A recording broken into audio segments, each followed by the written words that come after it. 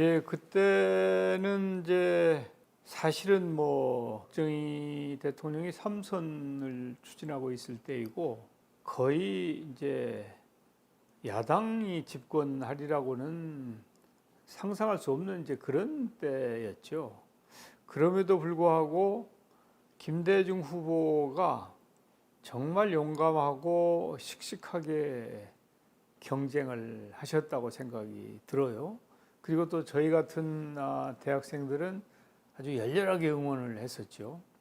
제가 이제 수업을 하다가 장충단에서 이 김대중 총재 연설을 하실 때 그때 이제 들으러 갔는데 완전히 인파로 장충단 공원이 꽉 차서 가까이 접근을 할 수가 없었어요. 멀리서 이제 마이크 소리가 간간히 들렸다 끊겼다. 뭐 지금처럼 이렇게 성능 좋은 그 마이크가 아니잖아요. 그래서 그때 이제 거기에 참여를 했던 적이 있는데 그 자리에서 듣지는 못했는데 이제 신문을 통해서도 그렇고 또 나중에 안 이야기지만 김대중 후보는 정말 개혁적이고 혁신적이라고 해야 될 거예요.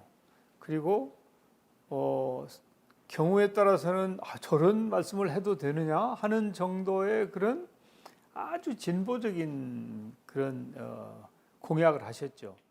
이번에 정권 교체를 하지 못하면 이 나라는 박정희 씨의 영구집권의 총통시대가 오는 것입니다.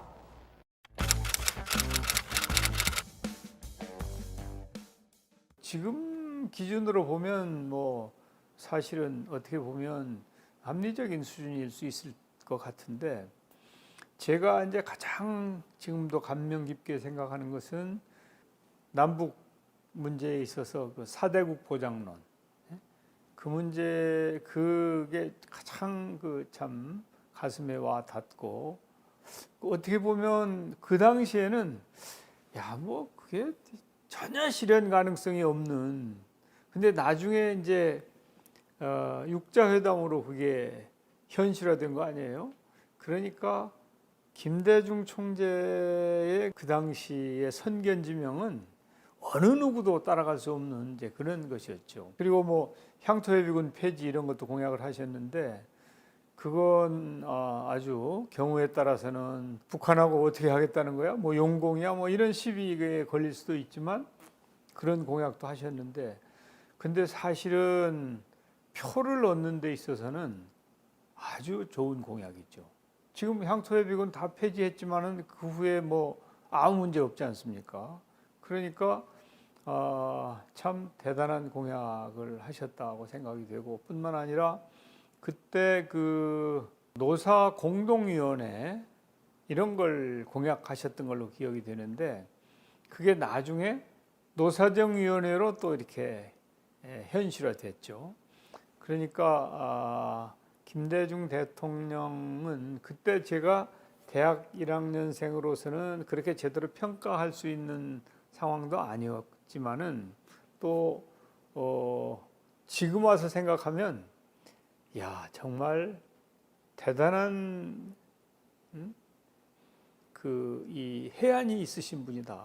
그리고 이분이 얼마나 공부를 많이 하고 독서를 많이 하셨을까. 또 얼마나 많은 전문가들하고 대화를 하면서 정책을 개발하고 연구를 하고 하셨을까.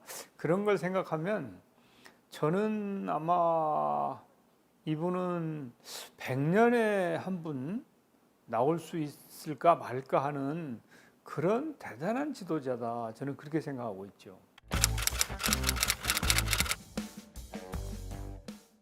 지금까지는 저는 없다고 봅니다. 지금까지는. 앞으로 또 이제 그런 분이 나오셔야 될 텐데 제가 100년에 한 분이라고 말씀하셨으니까 김대중 대통령이 쌓은 업적이나 열정이나 또 이 해안이나 이런 부분은 아무도 따라갈 수 없는 최고의 지도자라고 저는 생각을 하죠.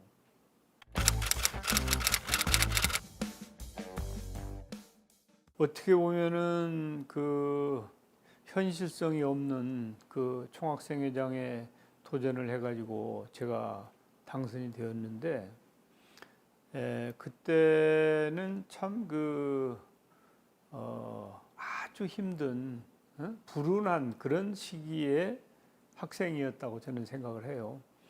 그러니까 유신이, 제가 2학년 때 유신이 난 거 아닙니까? 그리고 이제 긴급조치라고 하는 그런 상황이 벌어졌으니까, 그러고 나서 한 1년 동안은 이제 소위 말하는 학생 운동이 완전히 없던 시절이에요. 그게 유신을 통해서 완전 초토화를 시킨 거죠. 학생 운동의 이제 뿌리조차 완전히 없애버린 상황이었는데, 그때 제가 이제 학생회장에 당선이 됐거든요. 그래서 학생회장을 당선되고 취임하고 몇 달 지난 가을에 우리가 이제 시위를 시작을 했어요. 근데 정부에서 깜짝 놀란 거예요. 왜냐하면은 유신이 있고 나서 완전히 이제 그때 말로 일망타진했다고 생각을 하고 발본색원했다고 생각을 했는데, 근데 이게 또 학생들이 다시 일어난단 말이죠. 그러니까 처음에는 정부에서 오히려 당황을 했다고 나는 봐요. 그래가지고 상당히 유화적으로 나왔어요. 그래서 저 같은 경우에 이제 학생회장을 하고 있는데, 성북서에서 이 정복과 형사들이 와가지고 그냥 이렇게 감시하는 거죠. 근데 형식은 뭐 저 하숙집에 와서 뭐 같이 얘기하고 이러다가 또 좀 데모를 할 기색이 보이면 이제 성북서로 데리고 가요. 그래서 거기서 재우고 이제 거기서 먹이고, 그러니까 예방했다고 할까, 이렇게 그런 식으로 막았었죠. 굉장히 유화적으로 한 거예요. 그러다가 이제 제가 임기가 끝나고 나서 그 다음에 다시 이제 학생 운동이 막 격화가 되니까 그때는 다시 이제 또 강력하게 나왔죠. 그래서 그 당시에 고대 총학생회장인데 어떻게 감옥에를 안 갔나, 이제 그런 생각을 할 수 있죠. 저도 이제 행운이라고 봐야 될까, 아니면은 또 어떤 평가를 받을까, 그런 생각도 해본 적이 있습니다만은, 이게 10월 유신 이후에 한 1년 동안은 정부가 유화적으로 한 기에 제가 그때 학생회장을 했기 때문에 감옥에 안 가고 고대 총학생회장을 한 그런 케이스죠.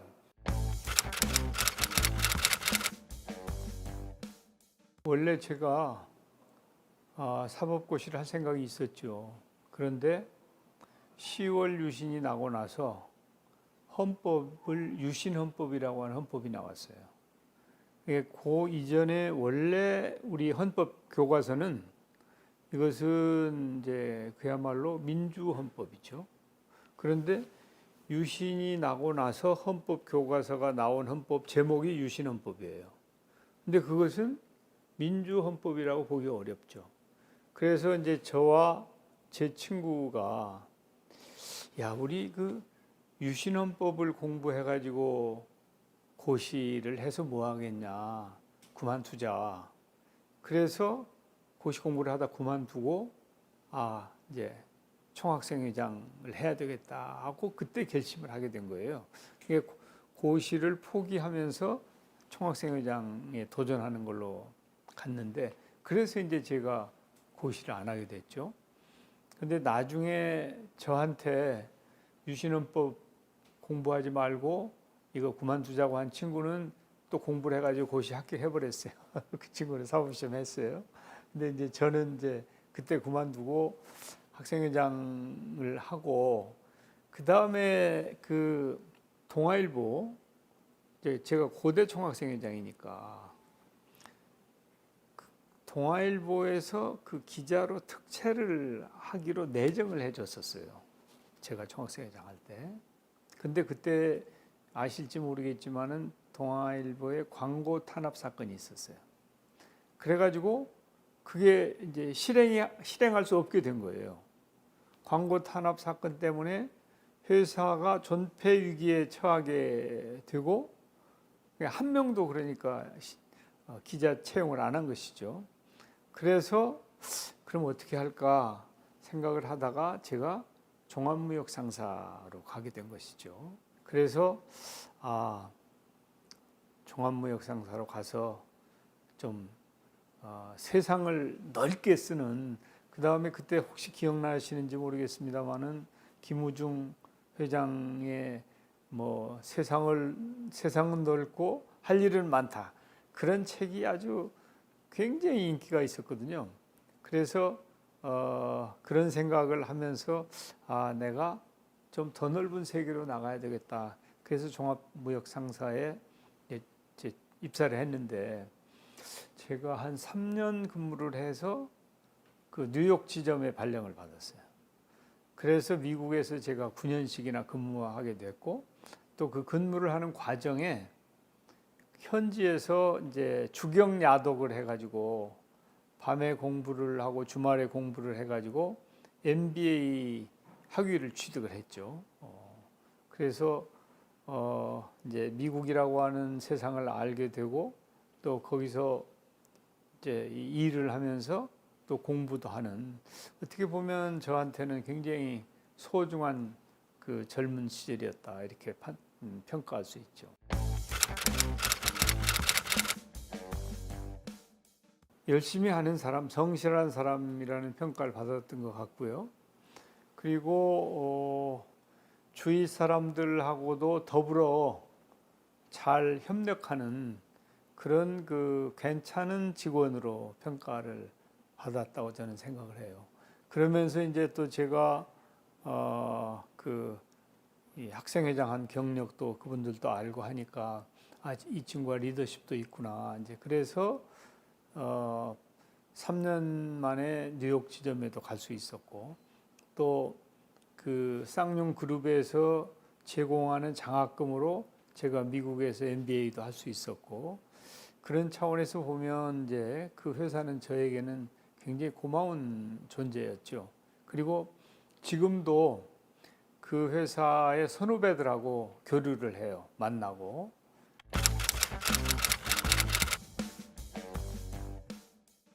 제가 원래 어릴 때부터 정치에 대한 꿈이 있었거든요. 그래서 뭐 초등학교 때부터 학생회장하고 중, 고, 대학 계속 그렇게 활동을 하면서 나름대로 준비를 해온 거예요. 근데 지금은 그렇지 않지만 그 당시에는 재력이 없으면, 돈이 없으면은 정치를 시작하기가 굉장히 어려운 시절이었어요. 그래서 제가 이제 대학을 졸업하고도 뭐 가진 게 없으니까 이제 먹고 살아야 되니까 이제 취직을 했던 거 아니겠습니까? 그 이전에는 이제 법조인이나 언론인으로 활동을 하다가 어느 기간이 되면 입문하겠다는 생각을 했는데, 이제 기업에 들어가서 일을 하는데 뭐 재미도 붙였고, 또 월급 받아가지고 재산이 축적되는 건 아니잖아요. 그러니까 시작을 할 수가 없었던 거죠. 그런데 어릴 때부터 가져왔던 그 꿈, 정치를 향한 저의 그것은 이제 버릴 수가 없었죠. 마침 1992년도에 김영삼 대통령이 취임을 하셨잖아요. 그때 취임하시고 나서 통합선거법이라는 걸 만들었어요. 그러니까 그 통합선거법은 돈을 절대 못 쓰게 하는 선거법이었거든요. 그래서 이게 한번 내가 도전해도 되겠구나, 그런 결심을 하는 계기를 주었고, 사실은 그때에 이제 92년도 총선, 92년 총선에 이제 그 당시 그 민주당 쪽에서 좀 이렇게 한번 보자, 무진장에 한번 해볼 생각은 없냐 그런 얘기가 있었는데 그때는 이제 돈도 없고 준비도 너무 안 돼 있고 그래서 준비가 안 돼서 안 되겠습니다. 이제 사양을 했었는데 96년 때는 이제 통합선거법도 있고 또 국내에 들어와서 이제 한참 이런저런 교류 활동도 하면서 인맥도 쌓고 그래서 이제 결심을 하게 된 것이죠. 우리 전라북도에서는 김원기 의장님, 또 이 권노갑 의원님, 또 이제 이 그 대학 선배들 정치에 있는 이런 분들하고 이렇게 얘기를 하면서 이제 노무현 그 당시 부총재 쪽하고도 이렇게 대화가 돼서 그분들이 격려하고 후원하고 그래가지고 이제 이 정치에 입문할 수 있는 그런 계기가 만들어졌죠. 민주당으로 입당을 했어요. 민주당으로. 그래서 이제 민주당에 입당할 때 이제 바로 이 자리에서 김대중 그 당시에는 이제 김대중 대통령은 정치 활동을 안 하고 계실 때예요. 그때 와서 이제 인사를 드리고 또 이제 이 소개를 받고 그렇게 했죠. 그래서 민주당에 입당을 했는데, 근데 이제 새정치국민회의를 창당하게 된 거 아니에요?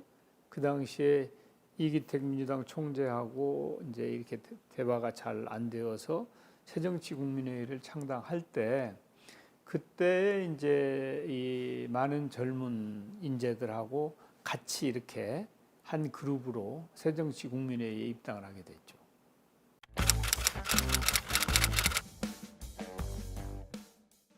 (71년도에) 김대중 후보가 40대였더라고요. 50이 안 되셨어요.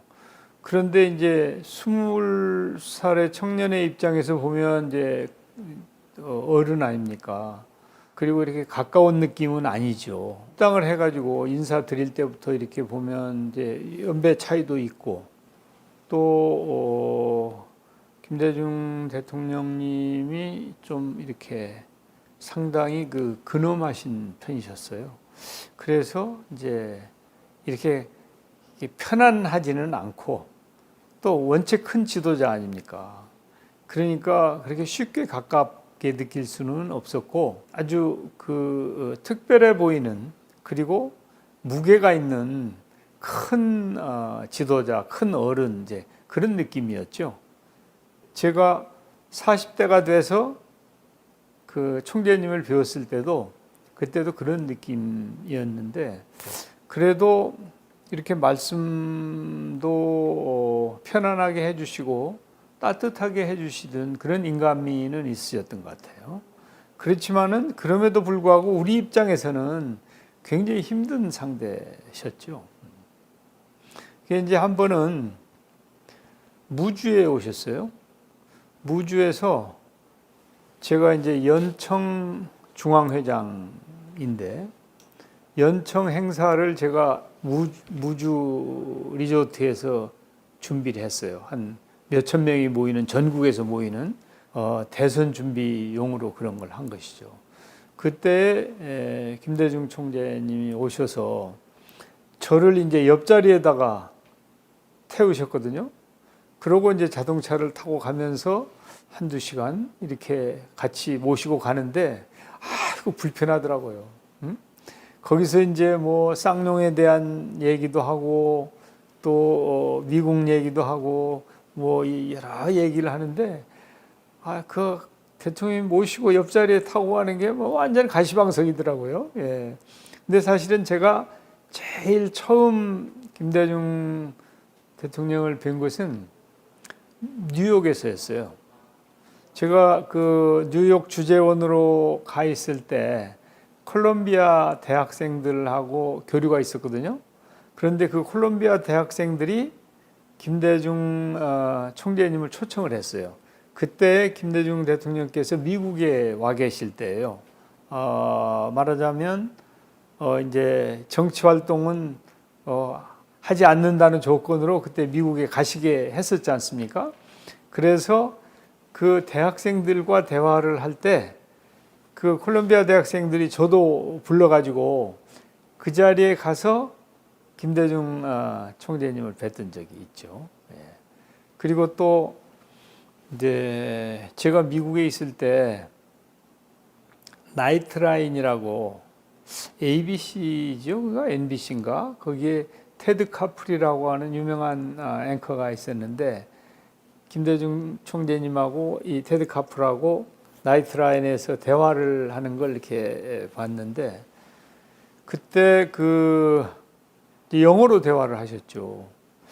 그러니까 그 저희들은 젊은 사람들이니까 영어를 그래도 조금 더 많이 배웠을 텐데 김대중 총재님이 직접 영어로 대화를 하시는 게 참 놀라운 일이었고 그때 이제 발음은 일본식 발음으로 하셨어요. 근데 문법은 정확하게 맞는 거예요. 그래서 어떻게 보면은 야, 발음은 일본식 발음이지만은 문법은 나보다 더 잘 아시는 거 아니야? 이제 그런 느낌을 받았죠. Don't you agree that by contrast, things in South Korea are not all that bad? Security issue was most dangerous when we were in wartime from 1950 to 1953. But our people could enjoy freedom of speech except to support communism. 예, 제가 그 연청 중앙회장이었기 때문에 김대중 총재님하고 직접 만나서 보고도 하고 또 대화도 이제 하고 지시도 받고 경우에 따라서는 이제 활동비도 받고 그렇게 했어요. 지금은 이제 연청이 없어졌는데 그 당시 민주연합 청년동지회라는 것이 줄여서 연청이거든요. 근데 전국의 시군에 다 그 연청 지부가 있었어요. 조직화가 다 되어 있는 것이죠. 그 연청은 1차 목표가 김대중 대통령을 대통령으로 모시는 게 우리들의 1번 목표였거든요. 그래서 그 연청을 전국적으로 제가 지휘를 했는데 이제 그때 그 국민들한테 인기가 있던 우리 민주당 정치인 하면 노무현 부총재예요. 노무현 부총재가 예를 들어서 송파구에 그 연설을 하러 가신다. 그러면 20-30명밖에 안 모여요. 근데 연청 중앙회장인 정세균이가 거기 간다. 그러면 50명이나 70명이 모였어요. 그러니까 연청이라고 하는 모임이 그만큼 조직력이 있었던 거예요. 그 지역의 연청 회원들이 다 오는 거예요. 중앙회장에 가니까.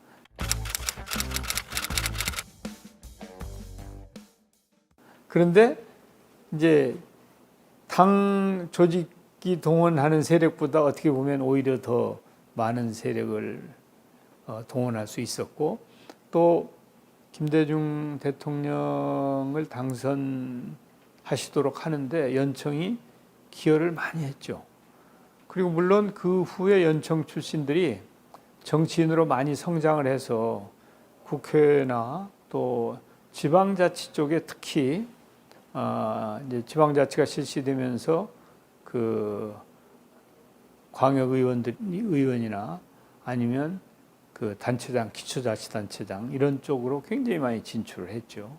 그래서 김대중 대통령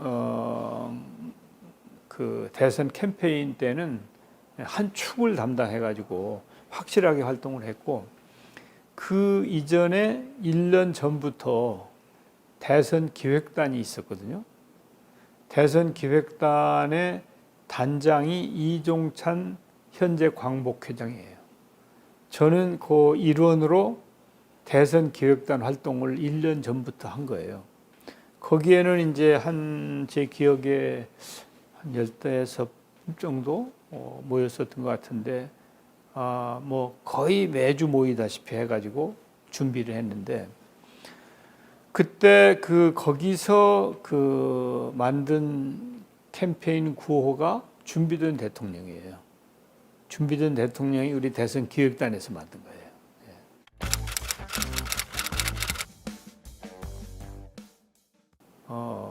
정말 최선을 다했는데 이제 IMF 외환위기가 나고 하면서 쉽게 이길 수 있을 거다 생각을 했는데 영 그래도 이게 지지율이 안 오르고 그래서 참 고심을 많이 했죠. 한번 그때 득표 상황을 보시면은 이제 이인재 후보가 상당한 표를 가져갔음에도 불구하고 별로 큰 표 차이가 나지 않았잖아요. 그러니까 그만큼 정권 교체, 수평적인 정권 교체가 힘들었던 시절이다 이렇게 생각이 되고 하나 에피소드를 말씀드리면은 이제 저는 그 선거 전날 이제 무진장에 내려가서 당일날 투표를 하고 바로 경주로 갔어요. 그 선거날. 그러니까 12월 17일 날이었을 거예요. 그때가. 왜 갔냐면 경주나 이런 영남 지역에는 우리 민주당의 그 참관인, 투개표 참관인도 제대로 잘 구할 수가 없는 그런 시대였어요. 그때. 그래서 이제 호남 국회의원들이 영남 지역에 그걸 다 맡았어요. 이렇게.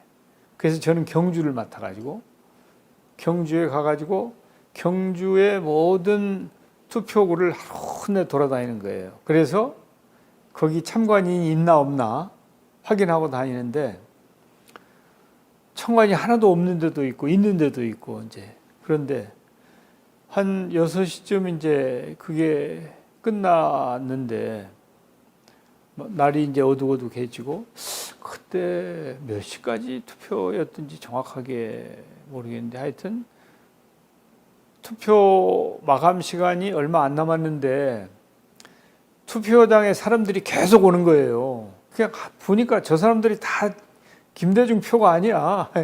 이해창 표 같아요. 그래서 좀 밉더라고요, 그 사람들이. 이제 늦었으면 그만 오지. 예? 그러다가 이제 거기서 개표가 시작해서 한참 진행될 때 처음에 우리가 좀 밀렸었거든요. 처음에. 그래서 그때 11시인가 해서 그때 이제 경주에서 출발해가지고 서울로 이렇게 올라왔는데 올라오는 도중에 이제 이렇게 우리가 조금 앞서는 이제 그런 기억이 나는데 참 그때는 정말 감격적이었죠. 예. 이제 이 개표가 끝날 때까지 당선의 확신이 없었어요. 그렇게 힘들게 정권 교체를 한 거예요. 그게 대한민국에서 새로운 역사를 쓴다는 것이 그렇게 힘든 거죠.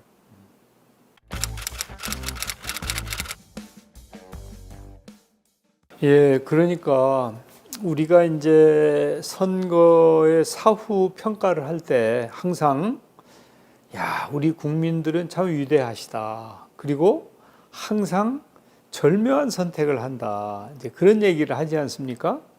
그때야말로 정말 위대한 선택을 하셨다고 생각해요. 이제 IMF 외환위기를 맞았지 않습니까? 그래가지고 김영삼 대통령의 리더십은 완전히 이제 없어진 그런 상태였고 국제적인 위상도 정말 그 형편없어서 과연 대한민국이 다시 일어설 수 있을까? 이제 그런 때였는데 김대중 대통령을 선택함으로 해서 우리가 IMF 외환위기를 조기에 극복할 수 있었잖아요. 그리고 김대중 대통령께서 당선되시고 나서 그 다음날 국민들에게 내놓은 메시지가 그 민주주의와 시장경제 아니었습니까? 민주주의와 경제가 함께 발전하는 시대를 맞게 되었습니다. 우리는 모든 기업을 권력의 사슬로부터 그리고 권력의 비호로부터 완전히 해방시킬 것입니다. 그것은 그 한마디로 국제사회로부터 관심을 받고 국제사회로부터 한국과 함께 해도 되겠구나 하는 그런 편안함을 준 그런 워딩이었지 않습니까? 그런 그 말씀이 그분의 철학과 경륜과 또 그분이 정말 노심초사 공부한 그런 준비한 그런 게 아니면 나올 수가 없는 것이죠. 만약에 우리가 IMF 외환위기를 그렇게 조기에 극복하지 못하고 계속 이제 졸업하지 못하고 그 치하에 있는 상황이었다면 과연 오늘의 대한민국이 가능했겠습니까? 저는 정말 그 국민들의 절묘한 선택으로 대한민국의 새로운 역사를 쓸 수 있는 그런 기회였다. 그리고 김대중 총재님이 아무리 훌륭하셔도 선택을 받지 못하면은 국민을 위해서 국가를 위해서 일할 기회가 없는 거 아닙니까? 그런데 국민들의 선택을 받아서 정말 소중하게 쓰였다 하는 점은 큰 축복이라고 저는 지금도 생각해요.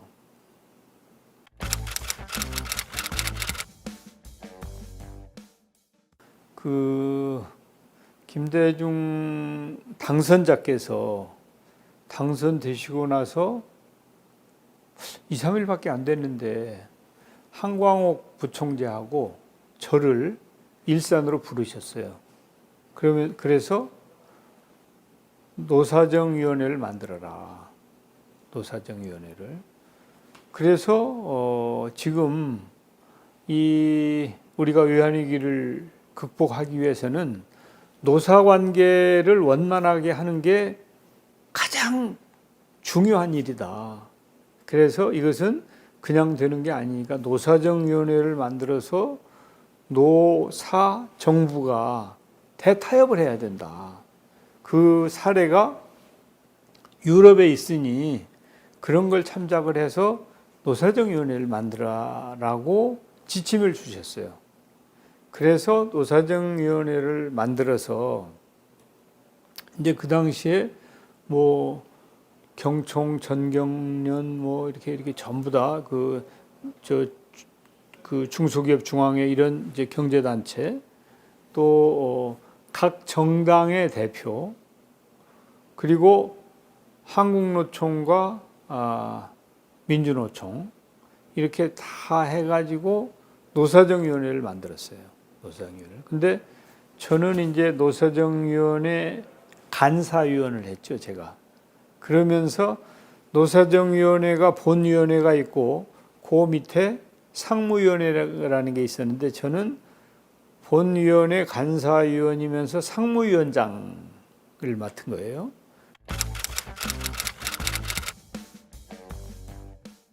그래서 노사정위원회에 이제 중추적인 역할을 했는데 아마 이제 그때 저는 그 김대중 총재께서 낙점을 하셨을 거라고 생각해요. 이제 그 당시에 한광옥 부총재는 정치력이 있는 그런 분으로 이렇게 돼 있었거든요. 그리고 이제 저는 대학 시절에 총학생회장도 해서 리더십이 있고 또 기업에 오래 있었기 때문에 사쪽, 도쪽은 아니고 사쪽에 이 연결도 되고 또 국제 감각도 있고 뭐 또 영어도 좀 되고 하니까 아마 저를 간사위원으로 시키지 않았을까 그렇게 생각이 되는데 그때 이제 열심히 해가지고 우리가 노사정 대타협을 성공시켰어요. 사실은 그것은 대한민국의 어떠한 중요한 현안보다도 더 큰 역사적인 그 과업을 이룬 거라고 저는 생각을 해요. 그때 노사정 대타협이 이루어지지 않았으면 우리가 IMF를 그렇게 빨리 극복할 수가 없었어요. 이번에 그 김문수 후보 있잖아요. 그분이 그 당시 한나라당에서 추천해서 노사정위원으로 왔던 분이에요. 저하고 같이 거기서 활동을 했었죠. 그래서 이제 그분은 잠시 하다가 그냥 나가버렸어요. 이제 이 한나라당에서도 그 위원을 하나 추천했었는데 영 협력을 하지 않고 그러다가 결국 탈퇴를 해버렸죠. 그랬는데 하여튼 그때 이제 같이 했었고 그 노사정위원회가 그냥 밤을 새워가면서 정말 그 힘들게 했고 또 현대자동차의 파업 사건이 있었어요. 그때 이제 정말 국민 모두가 잠을 이루지 못했죠. IMF 외환위기 상황인데 현대자동차가 파업을 해가지고 차도 안 나오고 노사가 극한 대립을 하고 있었거든요. 그래서 그때 제가 노사정위원회의 간사위원회 자격으로 그 노무현 부총재, 민주당 부총재를 단장으로 해가지고 중재단을 만들어가지고 울산의 현대자동차에 가서 7박 8일 있으면서 중재를 해가지고 파업을 끝냈죠. 그러면서 그때 정리해고 법제화라고 하는 노사정 대타협을 이끌어낸 거예요. 그러면서 그걸 계기로 해가지고 전체 노사정 대타협이 이루어지는 그런 계기가 됐죠.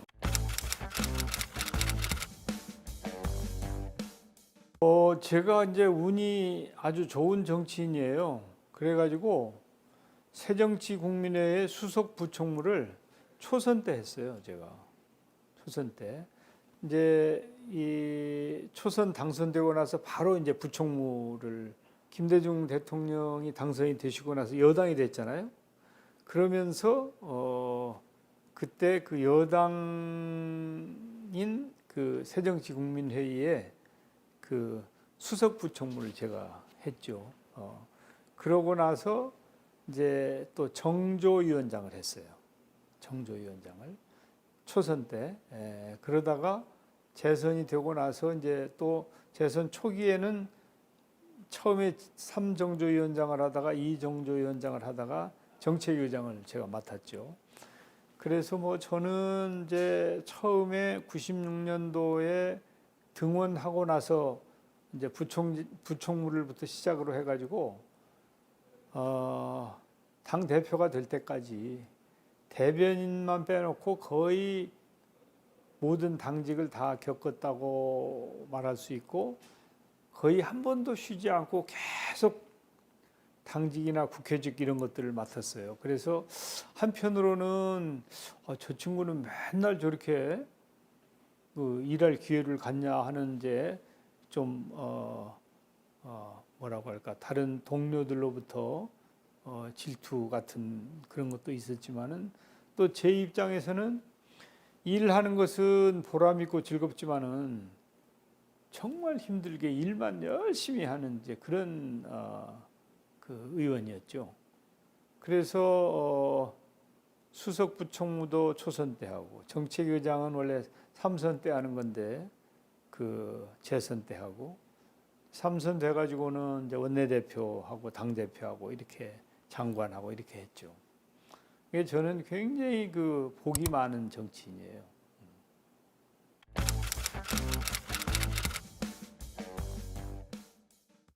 이제 그래도 1년 반 동안 야당은 같이 하긴 했는데 이제 제가 계속 당직이나 국회직을 맡으니까 좀 이제 국회직도 이제 그 예결위원장하고 제가 운영위원장을 했잖아요. 그러니까 동료들이 보기에는 좀 특혜를 받는 거 아니냐 이제 그런 시각이 있을 수도 있죠. 그렇지만은 저는 또 뭐 다른 분들 해외 출장 갈 때 그런 데도 못 가고 또 이제 휴회할 때도 쉬지도 못하고 계속 일만 했죠.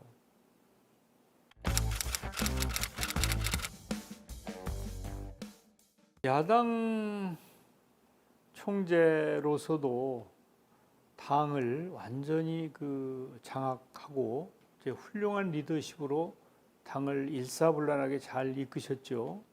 그렇지만은 또 김대중 대통령은 비주류도 인정하고 존중을 하셨어요. 김대중 총재 시절에는 그냥 일극 체제가 아니고 비주류들도 뭐 김상현 부총재라든지 아니면 정대철 부총재라든지 이렇게 인정을 하면서 이렇게 당을 이끄셨거든요. 그러니까 권위주의적으로 당을 이끌었을 것 같지만 또 그 시절의 기준으로 보면 상당히 민주적인 그런 면도 있었다. 저는 그렇게 생각을 하고요.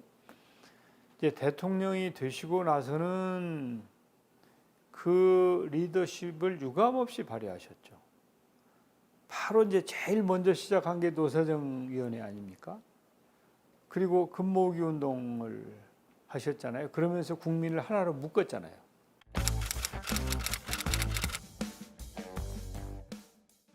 그러니까 국민 통합과 또 국민들의 역량을 결집하고 IT 혁명을 주도하신 분 아니에요.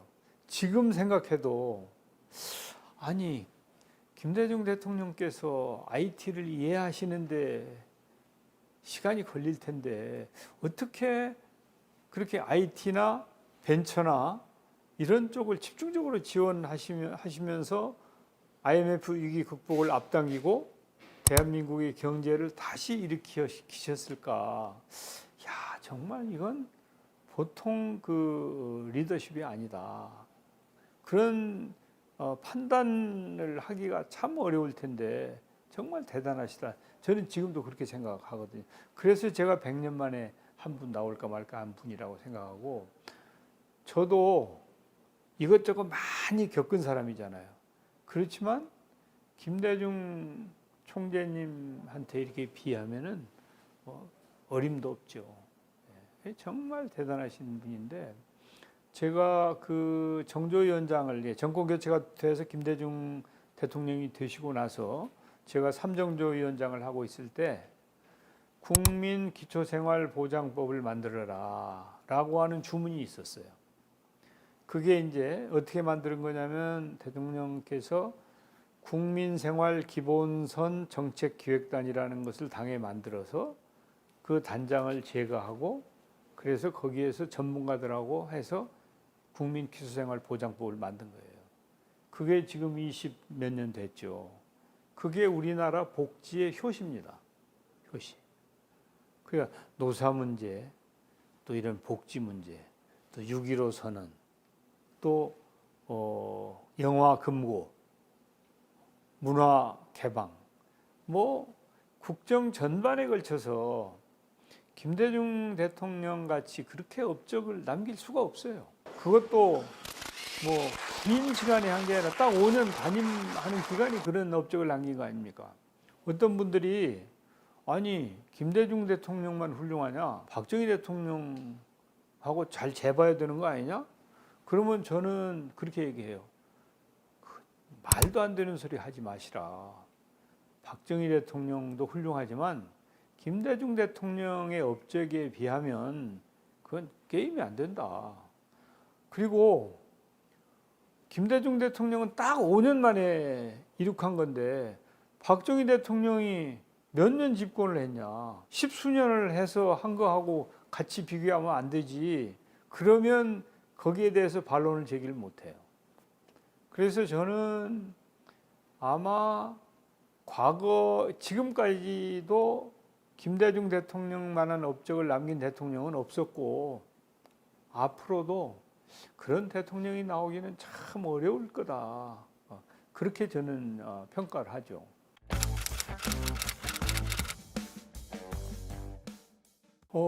이제 그 사실은 그 6.15를 하기 위한 그것은 어떻게 보면은 이제 그 이렇게 펼쳐놓고 준비를 하신 게 아니어서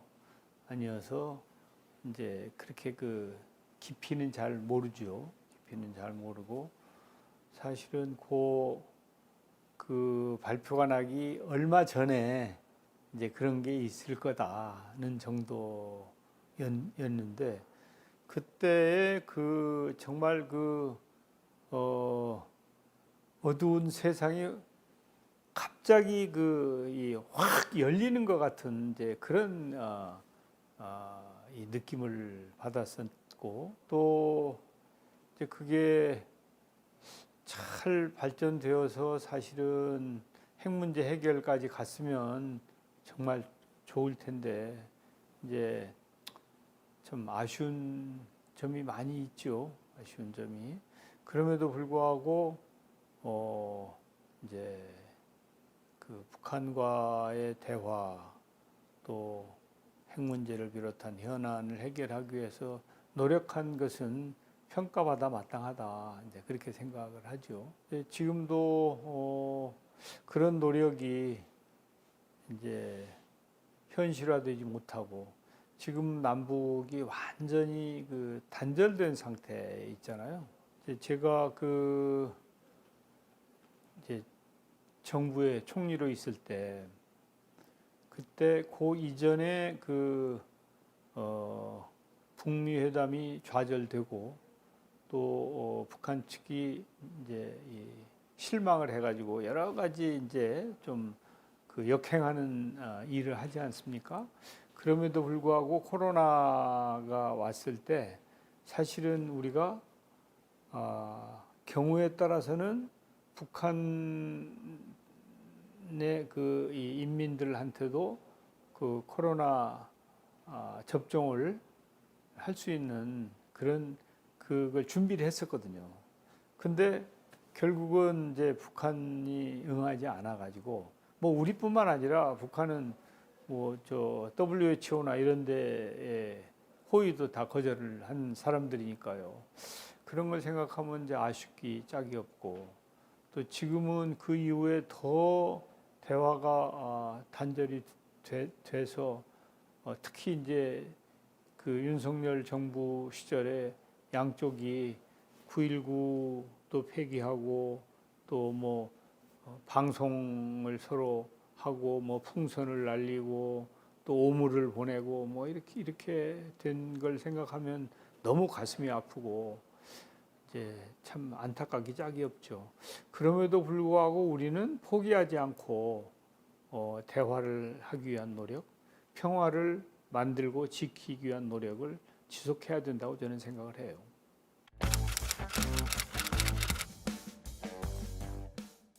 글쎄 그때는 좀 유능하지 못했던 것 같아요. 우선 이제 이 감사원이 대통령 직속 아닙니까?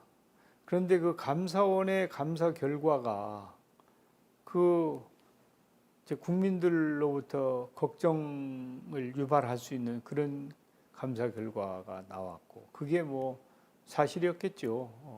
그렇지만은 하여튼 그 감사를 이제 해야 됐는지 아니면 또 그것으로 또 특검을 또 그 만들고 이제 그때 특검법을 국회에서 만들었는데 그걸 이제 또 대통령이 승인을 한 거 아닙니까? 오늘 특검법을 공포하기로 결정했습니다.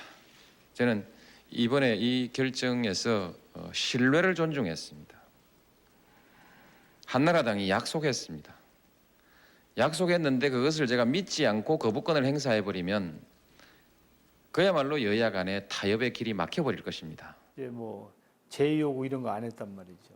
그런 것 등등 때문에 아마 김대중 대통령께서는 섭섭하셨을 테고 또 마음이 편치 않으셨을 것 같아요.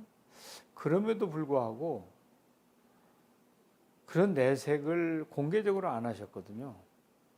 저희들이 이제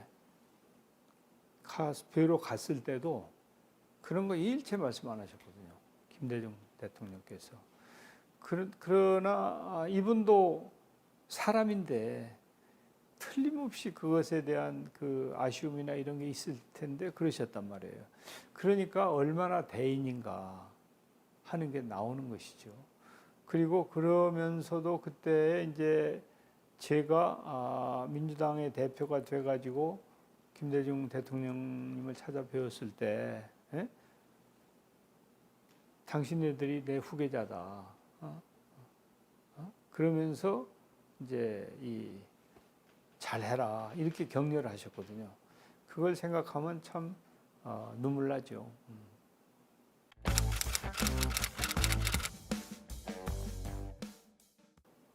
저는 항상 통합주의자였습니다. 그래서 설령 다른 게 있다 하더라도, 그리고 또 아쉬움이 있다 하더라도 통합해서 가야 된다. 특히 이제 이 보수 진영에 비해서 진보 진영이 힘이 약하거든요. 인적, 물적 자원이 약해요. 그리고 지역적으로도 우리가 소수 아닙니까? 그렇기 때문에 우리가 분열해 가지고는 절대 기회가 없다. 우리는 끝까지 통합해야 된다고 하는 것이 저의 그 주장이고 일관되게 그런 정책을 취해 왔어요. 그런데 이제 분열을 하게 됐죠. 그때 제가 민주당의 정책위 의장이었거든요. 그래서 저는 뭐라고 얘기를 했었냐면, 나는 민주당을 탈당하는 마지막 의원이 되고 싶다.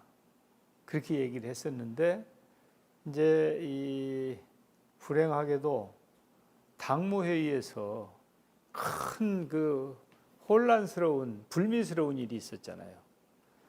그래서 할 수 없구나, 갈라서는 수밖에 없구나. 이제 그런 계기가 그때 있어서 이제 저도 할 수 없다. 그냥 신당에 참여해야 되겠다고 그때 이제 결심을 하게 됐죠.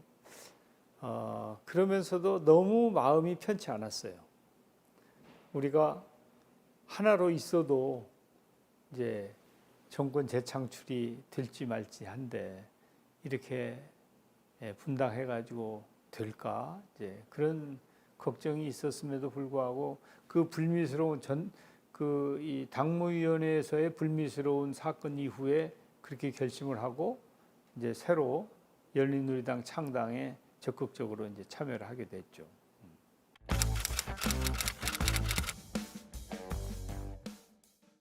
그건 이제 저한테 직접 하신 게 아니고, 사실은 이제 박지원 의원이 그 말씀을 언론에다 하셨어요.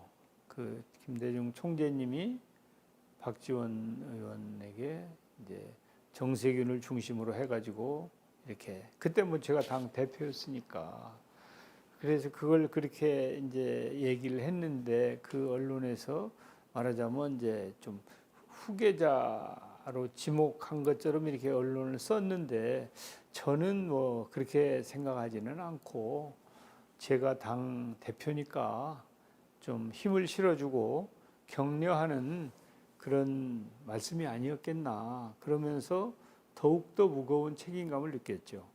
그렇지만은 저는 뭐 김대중 총재님이 저한테 이렇게 뭘 특별한 그런 걸 하셨다고는 생각하지는 않아요. 그렇지만은 이제 연청 회장으로부터 시작해가지고 정권 교체기에나 그 이후에 제가 아주 성실하게 그리고 최선을 다해서 그 국가나 당을 위해서 일을 해왔기 때문에, 저는 김대중 총재님이 저를 그 인정해 주셨다. 그렇게는 제가 자부하고 있죠.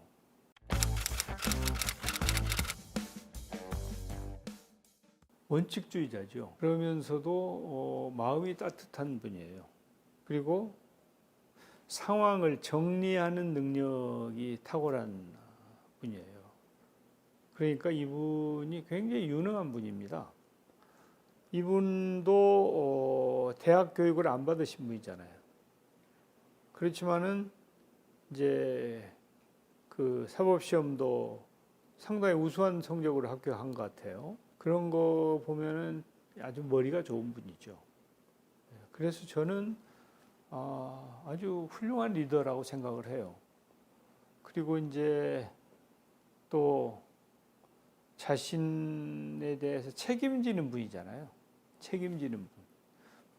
많은 사람들이 그 다른 사람의 책임은 철저하게 추궁하고 물으면서 자기는 책임을 회피하는 경우가 많잖아요. 이분은 전혀 그런 분 것과는 완전히 다른 분이어서 지도자로 존경받아 마땅하다. 그리고 특히 국민들의 많은 사랑을 받는 대통령 아닙니까? 그 점에 있어서는 김대중 대통령님이 이제 안 되죠. 못 당하시죠. 노무현 대통령을 사랑하는 국민들이 지금도 굉장히 많아요.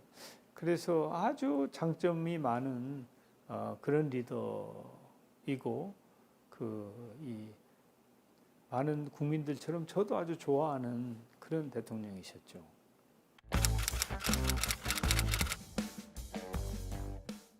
예, 이제 제가 그 에너지 복지라는 말을 제가 쓰기 시작했거든요. 그래서 이제 그 에너지 복지에 대한 저의 그 생각을 말씀드렸을 때 적극적으로 공감을 해주셨어요. 그래서 작은 일일 수도 있지만은 옛날에는 겨울에도 서민들이 물값을 안 내거나 전기값을 안 내면은 단전 단수를 했거든요. 그런데 제가 장관을 하면서 에너지 재단이라는 걸 만들어 가지고 겨울에 또 한여름에는 그 서민들이 그래 저소득층이 전기요금을 안 내도 전기를 끊지 않게 만들었어요. 그런 것을 이제 할 수 있도록 이렇게 후원한 분이죠. 그리고 제가 이제 산업자원부 장관을 하면서 뭐 이제 자원외교도 하고 여러 가지 활동을 했지만은 어떤 걸 했냐면은 그 신재생 에너지, 바이오 디젤이라는 걸 처음 만들었거든요. 그러면 그 정유업계는 반대예요, 그게. 왜냐하면 바이오 디젤을 만들면 이제 이 기름 판매량이 줄 거 아니에요. 시장을 나눠줘야 되니까. 그런데 이제 이런 정유업자들은 다 큰 사람들 아닙니까? 그 사람들에 대해서 눈치 보지 않고 그런 제도를 이제 시작할 수 있도록 그런 것도 서포트를 해주셨고, 하여튼 제가 산자부 장관으로 일하는 기간 동안에 적극적으로 잘 뒷받침해 주셨고, 또 이분은 이제 어떻게 보면은 이제 좀 노동 친화적인 그런 철학을 가지고 있는 분 아니에요? 그렇지만은 산자부 장관이 기업 편 드는 것은 당연하다. 노동부 장관은 노동자 편 드는 거 아니냐. 그래서 서로 대화하고 타협하고 해서 국정이 돌아가는 거 아니냐. 그렇게 이제 이해를 해주셨죠. 그래서 저는 장관으로 재직하는 동안에 보람이 있었어요. 근데 이제 한 가지 아쉬운 건 저는 이제 정치 쪽보다는 사실은 행정 쪽에 더 이제 그걸 더 잘 할 수 있는 사람이라고 저는 생각을 하거든요. 그래서 지금 이렇게 쭉 여러 가지 국회나 일을 했지만 산자부 장관 혹은 총리 이런 쪽에서 일할 때 저는 제가 더 능력을 발휘할 수 있었다고 생각을 해요. 그래서 산자부 장관을 이제 오래 하고 싶었는데 뭐 그 자리가 좋아서 그런 것이 아니고 제가 자원 외교를 비롯해서 우리나라 국가 미래 경쟁력을 키우고 또 기업의 역량을 키우는 등의 특히 이제 원천 기술을 개발하고 소부장, 소재, 부품, 장비 이런 쪽의 산업을 일으키고 하는 그런 것들을 좀 더 오래 하고 싶었는데 제가 산자부 장관 시작한 지 한 9개월밖에 안 됐는데 저를 청와대로 부르시더니 아무래도 당이 너무 잘 안 돌아가서 당신이 좀 당으로 돌아가 줘야 되겠다고. 저는 그냥 정부에 있고 싶습니다. 그래가지고 몇 달 버티다가 할 수 없이 장관 그만두고 열린우리당의 당 의장을 제가 한 거 아니에요. 그래서 물론 전당대회를 통해서 하긴 했는데 제가 이 열린우리당 의장을 하고 싶어서 한 게 아니고 그때는 노무현 대통령이 당신이 날 좀 도와줘야 되겠다. 당에 가서 좀 당 좀 안정시켜라. 그때가 이제 막 이 분열 세력들이 있고 그럴 때예요. 열린우리당 마지막 그때. 그러니까 저를 저 장관에서 빼가지고 당에다가 갖다 놓은 게 이제 노무현 대통령이거든요. 사실은 그것은 제 그 의도하고는 좀 다른 것이었죠.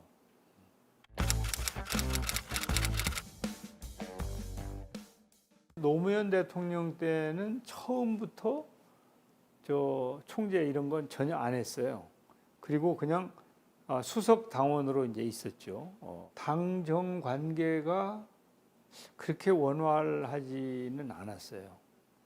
그리고 처음에는 이제 탄핵 이전에는 뭐 소수라서 너무 힘들었고, 그 다음에 노무현 대통령 탄핵 이후에 그 총선에서 우리가 152석을 얻었잖아요. 그때부터는 그래도 좀 나았는데, 근데 152명 중에 나중에 9명인가가 그 자격을 박탈당했어요. 선거법 때문에.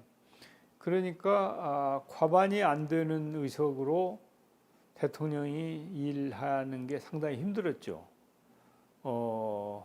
그러면서 이제 당에도 또 좀 이런저런 얘기도 있었고, 제가 사실은 원내대표가 된 게 노무현 대통령 2년 차인가 3년 차인가 그때인데, 그때 제가 원내대표가 됐을 때는 이제 그 17대 2년 차에 원내대표를 했는데, 그때 우리 의석이 147석 정도 됐어요. 그럼에도 불구하고 이제 민주노동당이나 무소속하고 잘 제가 이렇게 조율을 해가지고 이제 정부조직법이라든지 그 이전에 영 해결하지 못하던 정부조직법, 또 과거사법, 사립학교법, 입법이나 또 이제 윤광웅 국방부 장관에 대한 해임 건의안 이런 것도 부결시키는 거. 이 노무현 대통령이 이 희망하시는 것, 관심사항을 다 제가 잘 해드렸어요. 원내대표를 하면서. 그래서 아마 노무현 대통령이 이 정세균이가 저게 그냥 보기와는 달리 일 좀 하네, 이렇게 판단하셨던 것 같아요. 그래서 이제 저를 그 정부로 데리고 간 것이죠. 근데 제가 이제 원내대표이면서 비대위원장을 하고 있을 때거든요. 근데 비대위원장 임기가 한 달 반 정도 남아 있을 때인데, 그때 이제 저를 장관으로 임명을 한 거예요. 그런데 하여튼 임기가 다 거의 끝났지만은 아직은 당 대표 비대위원장 신분 아니었습니까? 그것 때문에 좀 한마디 들었죠, 제가. 무슨 당 대표가 장관으로 오라고 한다고 가느냐 한마디 듣고 하긴 했는데, 하여튼 그때 그런 우여곡절 끝에 제가 장관으로 가게 됐는데, 그게 겨우 1년도 못 채우고 이제 차출돼 가지고 노무현 대통령이 차출해 가지고 제가 다시 당으로 돌아오게 됐죠. 그래도 제가 돌아와서 노무현 대통령은 이제 열린우리당과 구민주당이 통합하는 것에 대해서 부정적이었어요. 근데 제가 끊임없이 말씀드려 가지고 다시 통합을 해야 됩니다. 그렇지 않으면 이건 대선 정권 재창출은 시도도 못 해보고 그냥 끝나는 겁니다. 노무현 대통령이 동의를 하셨어요. 그래서 열린우리당하고 옛날 민주당하고 다시 통합을 한 거예요. 그게 대통합민주신당이 된 거고, 그때 이제 우리 정동영 후보가 대선 후보가 된 거예요. 저는 백의종군을 하고. 그래서 그때는 정말 힘들고 어려웠는데, 지금도 생각하면 그래도 내가 그 개인의 저 자신의 정치적인 이해관계보다는 당이나 국가를 먼저 생각하는 것을 실천했다 하는 그런 자부심이 있죠. 저는 완전히 백의종군했거든요. 그때 당을 그쪽에다 내주고.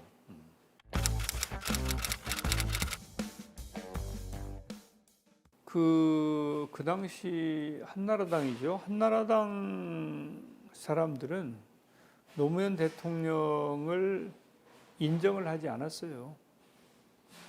그래서 이제 선거를 앞두고 그냥 말씀 한마디 한 것을 빌미로 해가지고 탄핵을 시도한 거 아니에요. 대통령이 뭘 잘해서 열린우리당에 펴줄 수 있는 일이 있으면 정말 합법적인 모든 것을 다 하고 싶습니다.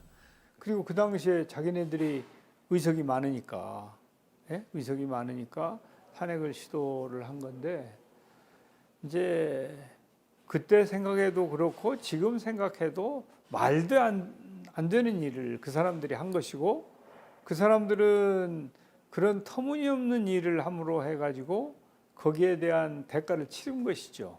이를 기각하기로 하여 주문과 같이 결정한다. 주문 이 사건 심판 청구를 기각한다. 그때 뭐 거의 그 한나라당이 괴멸 상태까지 갔지 않습니까? 그때 우리가 사실은 또 어떻게 보면 152석보다 훨씬 많은 의석을 얻을 수도 있었는데 우리도 또 작은 실수 때문에 그때 152석으로 끝났는데 그 당시 그 노무현 대통령의 탄핵을 시도한 것은 정말 파렴치한 짓이에요. 그것은 그 탄핵이라고 하는 것은 헌법과 법률에 위반하는 일이 명백한 일이 있어야 되는 건데 말도 안 되는 것이고 특히 또 이제 그 헌재가 그 당시에 헌재의 위원 구성으로 보면 재판관 구성으로 보면 노무현 대통령의 탄핵이 인용될 만한 구성이었어요.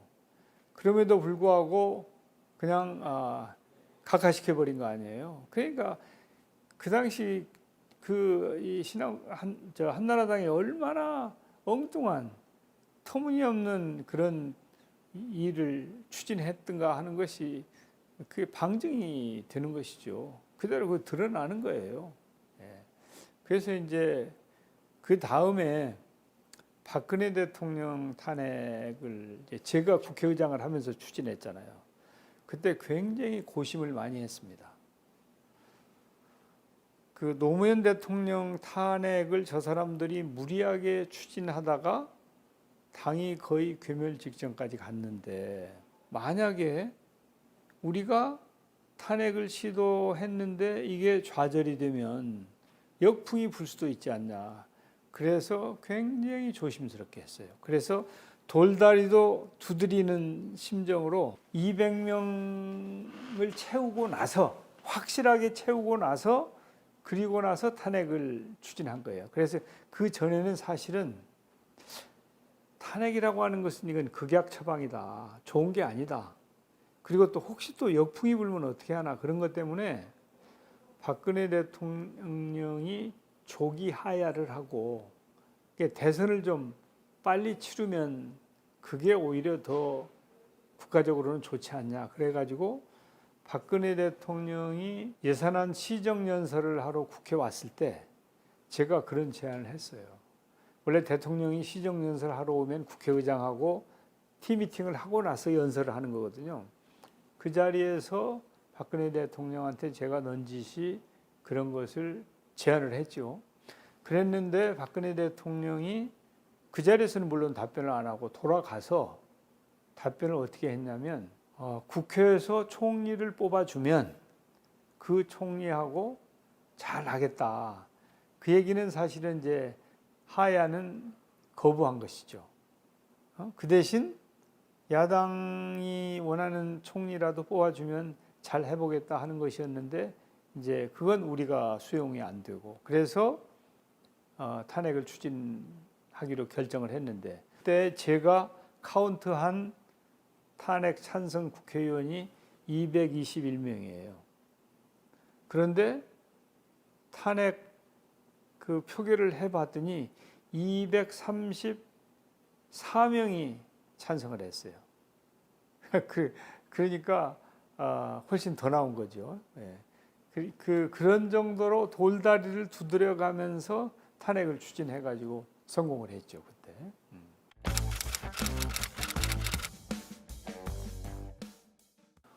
이번에 하여튼 계엄 사태에 국회가 잘 대처를 했죠.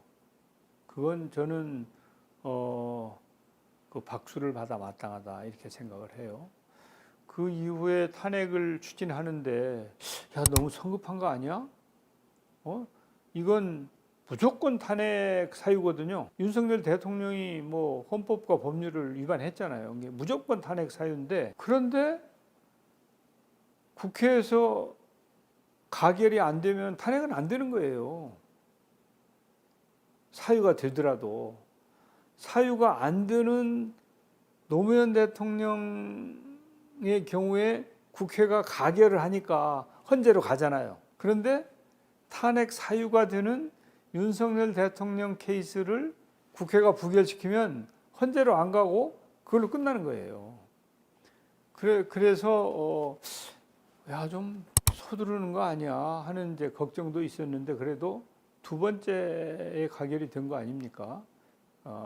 그래서 이제 국가적인 혼란을 앞당긴다고 하는 차원에서는 이제 잘 한 것이죠.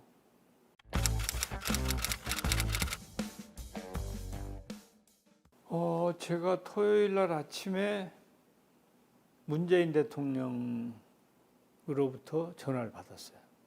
그 당시에는 물론 대통령이 아니고 이제 야인이었죠.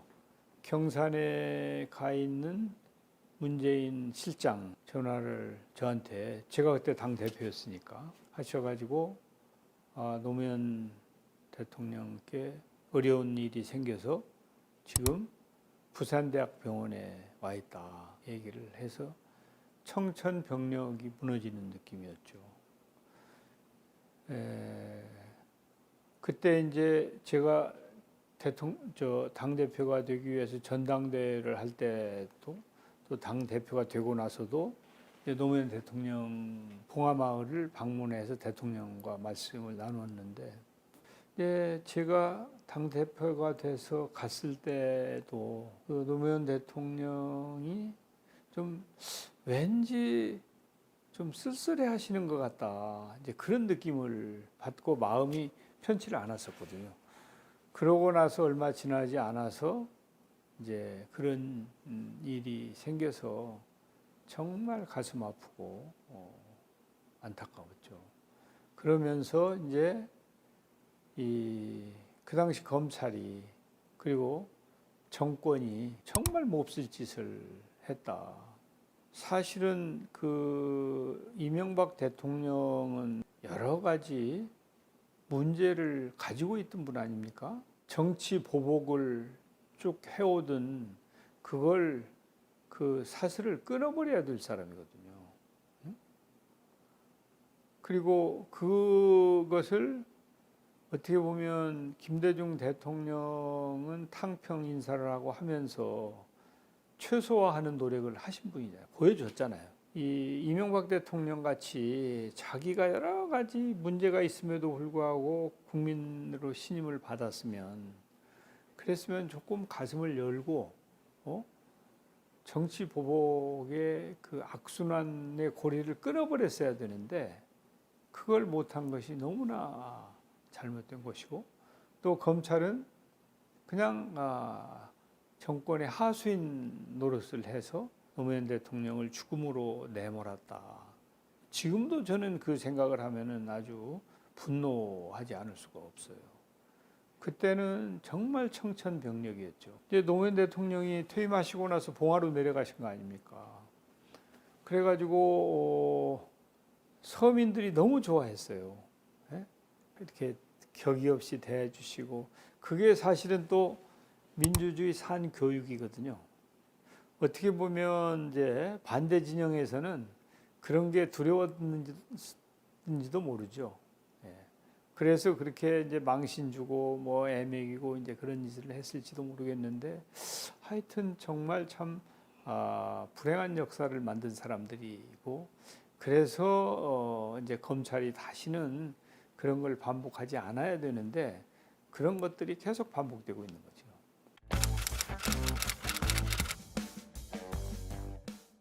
대북 송금 사건이나 이런 거에 대한 그 섭섭함이 있었음에도 불구하고 민주 진영의 최고의 지도자로서의 그 책임 의식을 돌아가실 때까지 마지막까지 이제 지키신 분이라고 생각을 해요. 특히 그 노무현 대통령이 서거하셨을 때 진심으로 슬퍼하시고 애도하셨거든요. 그러니까 인간적인 사소한 감정을 뛰어넘어서 그 큰 지도자의 풍모를 그대로 보여주신 분이다.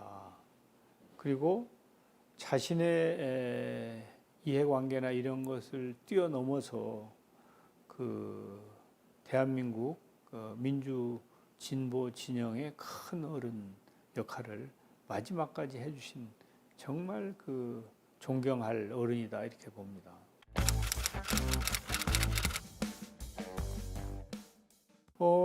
이제 제가 그 노무현 대통령 이 서거하셨을 때 민주당 대표였기 때문에 제가 상주 노릇을 하고 있었거든요. 그때 김대중 대통령님이 직접 조문을 하셨죠. 이호 여사님하고. 그때도 이제 휠체어를 타고 오시긴 했지만 그래도 건강하셨어요. 그랬는데 아마 그 한여름에 굉장히 5월 달인데도 그때는 그렇게 더웠어요. 그때 김대중 대통령님이 받은 충격이 굉장히 크셨던 것 같아요. 그래서 이제 고 노무현 대통령님을 모시고 나서 이제 서교동에서 김대중 대통령님을 모시고 여러분이 이제 식사를 같이 했는데 거기서 이제 그런 말씀을 하셨어요. 담벼락이라도 대고 옳은 얘기를 해라. 왜 정치인들이 그냥 모른 채 하냐. 그 대놓고 얘기할 배심이 없으면 담벼락이라도 대고 얘기를 해라. 그 말씀을 그때 하셨죠. 우리들한테. 그러고 나서 불과 2, 3개월 지나서 당신도 떠나셨잖아요. 저는 그때 그 노무현 대통령 서거 때 충격이 크셨던 거 아닌가 그렇게 생각이 돼요.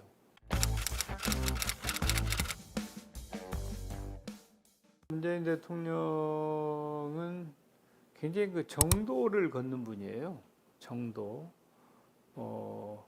이제 다른 표현을 빌리면 좀 고지식한 측면이 있죠. 결코 법을 어기거나 과도하게 정치력을 발휘하거나 이제 그러지 않는 분이죠. 그게 장점이기도 하고 또 정치인으로서는 또 약점일 수도 있죠.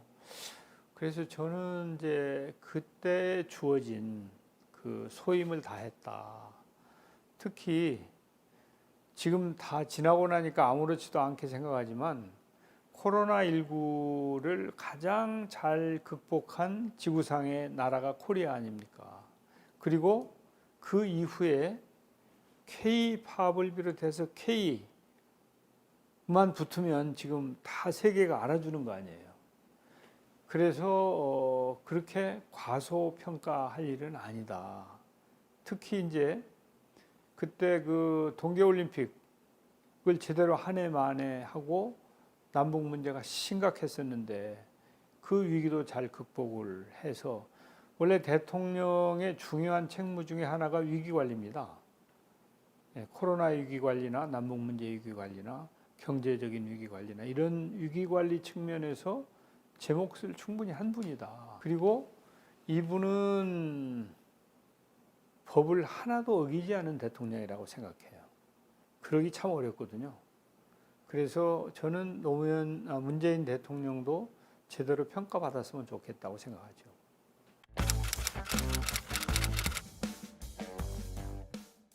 저는 이제 부의장을 거치지 않은 의장 아닙니까? 사실은 일하기 바빠가지고 부의장 경선에 나갈 겨를이 없었어요. 당 대표하고 뭐 다른 일 하고 있었으니까. 그러다가 제가 종로로 선거구를 옮겼잖아요. 전북에서 4선을 했는데 아마 제가 더 있겠다고 그러면 계속 더 있을 수 있었을 거예요. 근데 제 생각이 우리 무진장 임실 주민들이 지루하시겠다. 16년이나 저를 지지를 하셨는데 이제 그런 것도 있고 또 아니 호남에서 4번씩이나 국회로 보내줬으면 뭔가 좀 큰일을 도모해야 되는 거 아니야? 그러려면 내가 배수진을 쳐야 되겠다. 그래서 마침 그때 종로의 위원장이 비어 있을 때예요. 그래서 내가 종로로 가면 당선될지 말지 모르겠다마는 하여튼 도전해야 되겠다. 제 앞에 6번의 총선거에서 우리가 한 번도 못 이겼어요. 종로에서는. 그러니까 7번 만에 제가 처음 된 거예요. 종로에서. 그러니까 자신감이 있었던 건 아니죠. 그렇지만은 내가 한번 도전해보고 만약에 종로에서 당선이 되면 큰 정치를 한번 해보고 낙선이 되면 이제 그만해야 되겠다. 그렇게 생각하고 제가 제 발로 서울로 걸어온 거죠.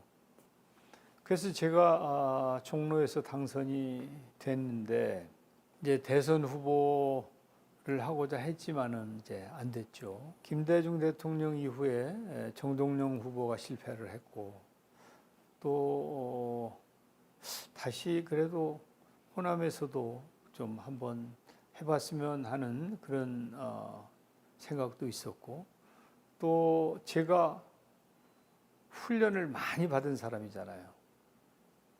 대통령 빼놓고는 다 해봤으니까. 거기다가 김대중, 노무현, 문재인 우리 민주정부 3기에 계속 제가 일을 다 했으니까요. 그래서 그만큼 경험을 쌓게 하는 것도 어려운 일이에요. 그래서 내가 호남의 대표 선수로 한번 좀 해봤으면 좋겠다고 하고 이제 노력을 했는데 제가 부족해가지고 이제 선택을 받지 못해서 아쉽죠. 그렇지만 개인적으로는 뭐 행복해요. 개인적으로는 지금까지 일 충분히 했다 할 만큼. 그런데 뭐 꼭 무슨 대통령을 안 한다고 해서 그게 뭐 불행한 거냐 이제 그렇게 이제 스스로 그 만족을 하는 입장이지만은 그래도 이게 내가 참 준비를 참 많이 했는데 이걸 못 써먹어 아쉽네 이제 그런 마음은 어쩔 수 없지요. 어쩔 수 없고 하여튼 앞으로 우리 호남에서 인재들을 좀 키워야 되는데 요새는 이제 어떻게 보면은 참 불모지 비슷하게 돼버린 것 같아서 너무 안타깝고 또 그런 인재 양성을 제대로 못한 책임이 우리한테도 있는 거 아니에요. 저한테도 있는 거고 그런 점 때문에 마음이 편치가 않죠. 그래서 하여튼 호남에서 다시 그 제목을 좀 찾아서 잘 키워줬으면 하는 바람을 가지고 있죠.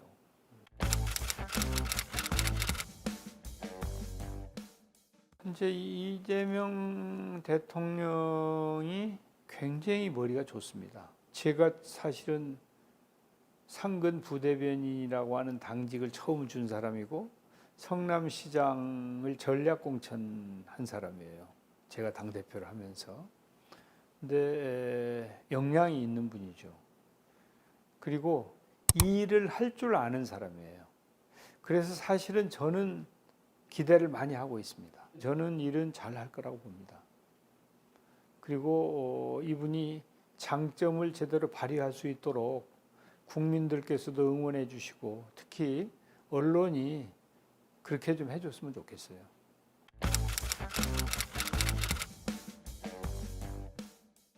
사람이 만나면 헤어지고 또 상황이 변하면 거기에 적응해야 되는 거니까 정치권은 더더욱 그렇죠. 그래서 저는 이제 어떤 정치적인 선택을 하더라도 인간적인 그 이제 정서나 이런 건 변함이 없고 각자가 자신의 발전 또 기회를 만들기 위해서 노력하는 것은 나쁜 게 아니다. 오히려 그 역량이 이제 사장되기보다는 기회를 스스로 만들고 찾아서 승승장구하기를 바라죠. 또 보면 저하고 함께하던 동지들이 많이 성장해서 중책을 맡고 하는 경우를 보면은 저는 기분이 아주 좋고 박수를 많이 보내죠.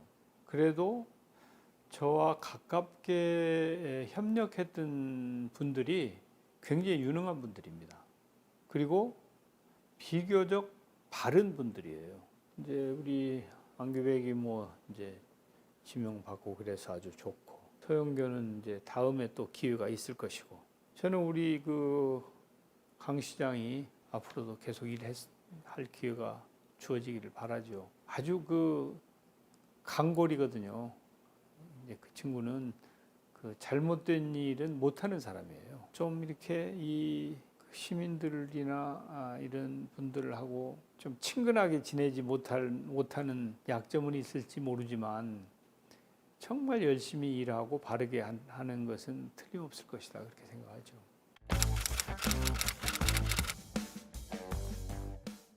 제가 국회의원이 되니까 제 은사이신 이문영 교수님께서 저한테 국회의원은 취직 자리가 아니다. 정말 그 헌신적으로 일해야 된다. 그리고 국회의원은 지도자다. 그렇게 말씀을 하신 게 영원히 잊혀지지가 않거든요.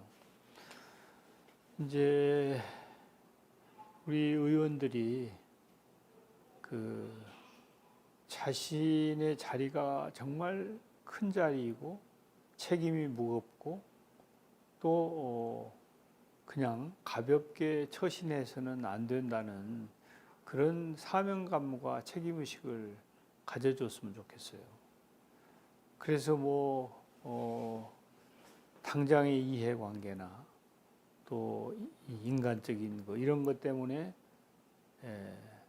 몰려다니고 또 그 표결을 그런 식으로 하고 그래서는 안 된다. 정말 그 개인적인 사사로움을 떠나서 국익 차원에서 꼭 필요할 때는 또 당을 위해서 그렇게 일을 해야지 그냥 취직 자리에 어디 취직한 것처럼 이렇게 해서는 나는 안 된다고 생각해요.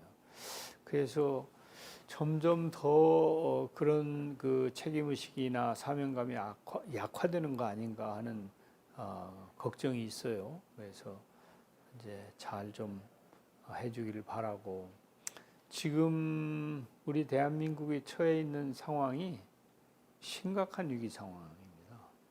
그런데 국민들은 이제 그걸 체감하고 있는데 정치인들은 오히려 제대로 느끼지 못하고 있는 경우도 저는 많다고 생각을 해요.